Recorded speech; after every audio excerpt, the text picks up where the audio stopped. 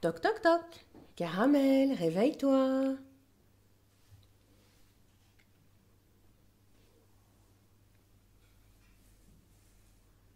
Bonjour Caramel.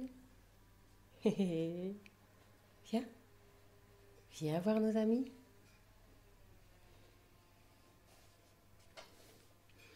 Bonjour les petits amis. Bonjour, bienvenue ici pour mieux voir et mieux écouter les jolies histoires que l'on va vous raconter. Alors Caramel est bien réveillé maintenant. On va l'installer à côté de moi et il va écouter les histoires avec vous. Sortie de joueurs, un livre de Sophie Daxelet aux éditions À Pas de Loup.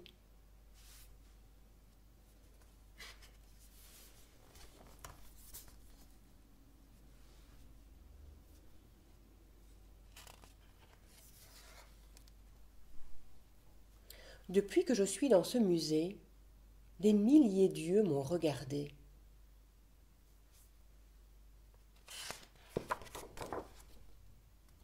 Immobile, je trône au milieu du tableau, ne prêtant aucune attention à Roger, qui lance un poing rageur dans ma direction. « Vas-tu me laisser ta place, Jean ? À mon tour ! Tu ressembles à un échassier ou à un danseur de polka. » Pas question, le douanier Rousseau nous a peint ainsi, et pas autrement. Denis, Maurice et moi regardions le douanier Rousseau lorsqu'il nous a créés. Il nous a appelés les joueurs de football. Mais n'allez pas croire le titre du tableau. Joue-t-on au football avec les mains ? En réalité, nous sommes en pleine partie de rugby, un sport né comme nous en 1908. Aujourd'hui, bien loin de Paris, notre lieu de naissance, nous observons tous ces visiteurs venus nous admirer.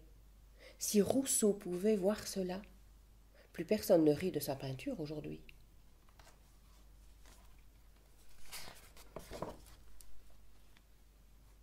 Parmi tous ces visages, je remarque une artiste. Elle porte un chapeau mou et un pinceau dépasse de la poche de son manteau. Les peintres, je les reconnais à leur regard. Ils cherchent à nous capturer des yeux. À côté d'elle, un petit garçon semble rêver dans son pyjama.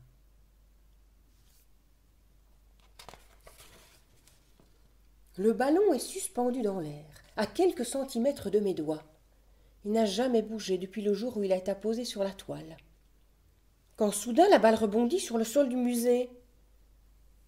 Un bond, deux bonds, je la rattrape au vol, et me voilà hors de la toile.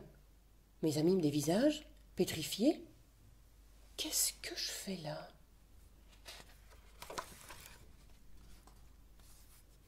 Seuls deux visiteurs assistent à la scène. « Puis-je prendre ta place ?» me demande le garçon réjoui. « Je rêve de jouer au football avec les mains. » Il est plus petit que moi, n'a pas de moustache, mais tient parfaitement la pose.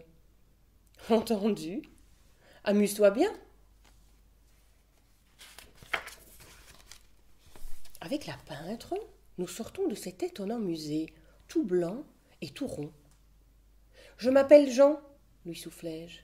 « Et moi, Rose. Viens, suis-moi. Je t'emmène voir la vie hors du musée. » Je l'accompagne d'un pas hésitant. Je ne suis pas sortie depuis longtemps. La première chose que je vois me rassure. Un parc, grand comme une forêt, s'étend de l'autre côté de la rue. Il me rappelle les tableaux de mon peintre. Sommes-nous dans la jungle, Rose ? J'entends des cris de singes, de léopards, de lions, d'oiseaux tropicaux. Y a-t-il des crocodiles ?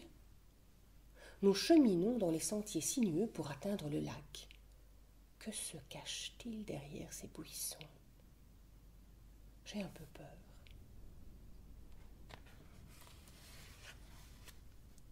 Regarde, Jean ! Les buildings ressemblent à des ombres chinoises. Ils montent et ils descendent, en escalier imaginaire. Je me demande quel géant les emprunte. Quelques loutres sortent leur tête de l'eau pour contempler ce spectacle.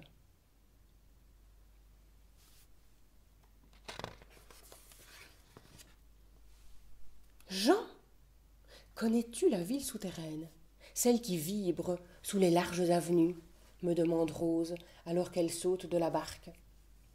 Au pas de course, je suis ma guide, rapide comme tout le monde semble l'être ici.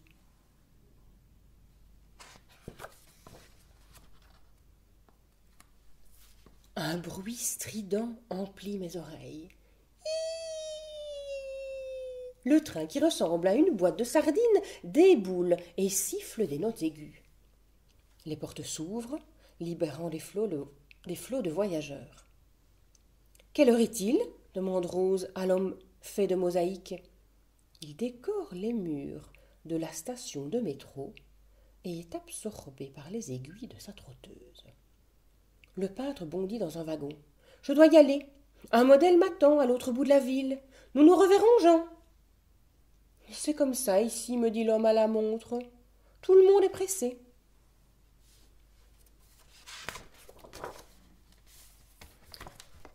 Je me sens soudain perdu dans une mer de visages. Ils défilent comme des personnages de théâtre sur une scène. Leur tenue rivalise d'originalité. « Puis-je vous photographier ?» Ce monsieur est intrigué par mon maillot de rugbyman.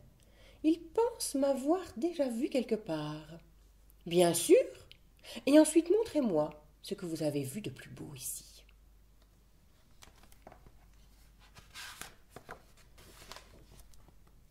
Nous montons dans l'ascenseur d'un immeuble gigantesque, celui sur lequel est plantée une flèche, comme sur un sapin de Noël. Je me penche.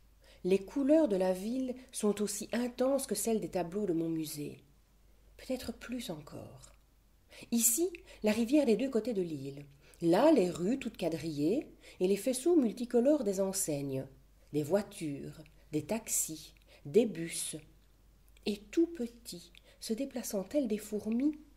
Voici les habitants, m'explique mon nouvel ami. Vite, retournons sur terre, j'ai le vertige.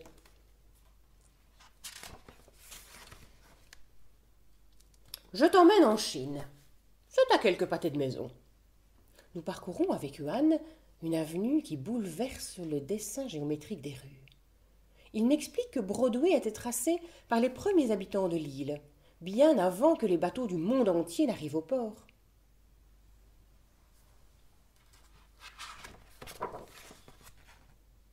Je croyais qu'il fallait marcher très longtemps vers l'est pour aller en Chine.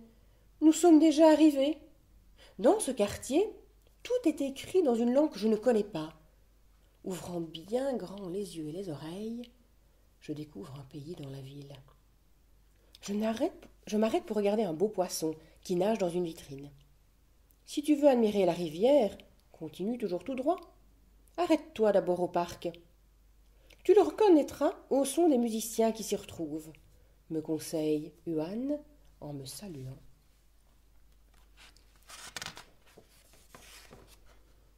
Un parc, des musiciens, voilà qui me reposera du tonnerre de la ville. Peut-être y croiserai-je mon peintre jouant du violon.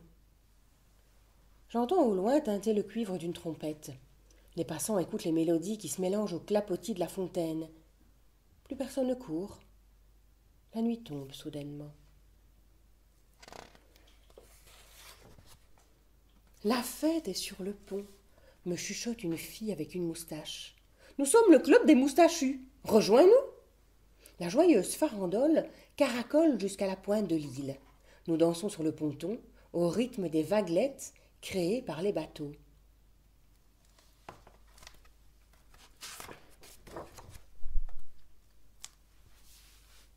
Depuis le pont, j'aperçois Rose.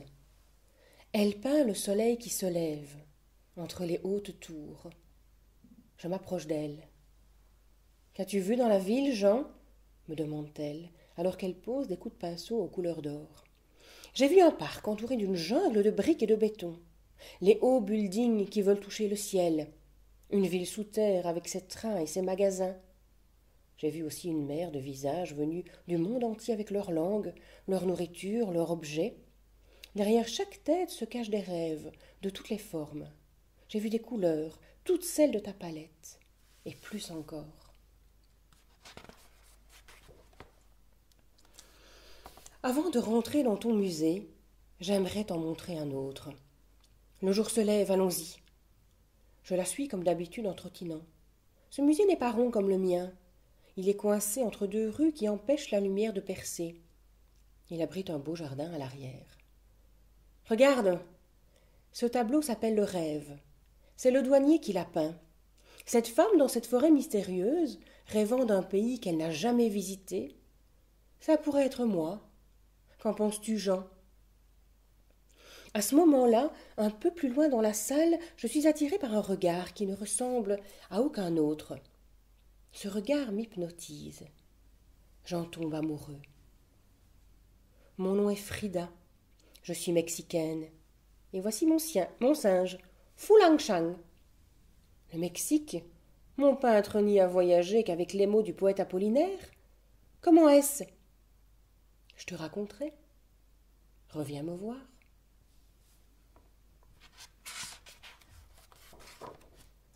Il est maintenant l'heure de retourner dans mon musée. Le petit garçon a peut-être des fourmis dans les jambes. Merci, Rose. Je pouvais rêver meilleur guide. J'ai découvert à travers tes yeux la ville et ses beautés. À bientôt, Jean. Tu me reconnaîtras dans la foule des visiteurs. Je porterai la même moustache que toi.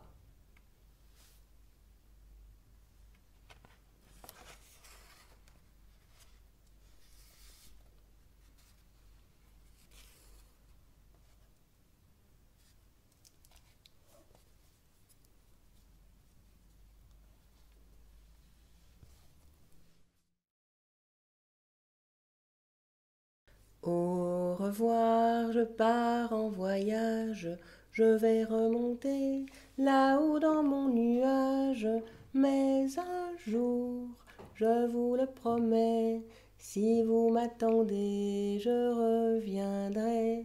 Mais un jour, je vous le promets, si vous m'attendez, je reviendrai. Au revoir, Caramel.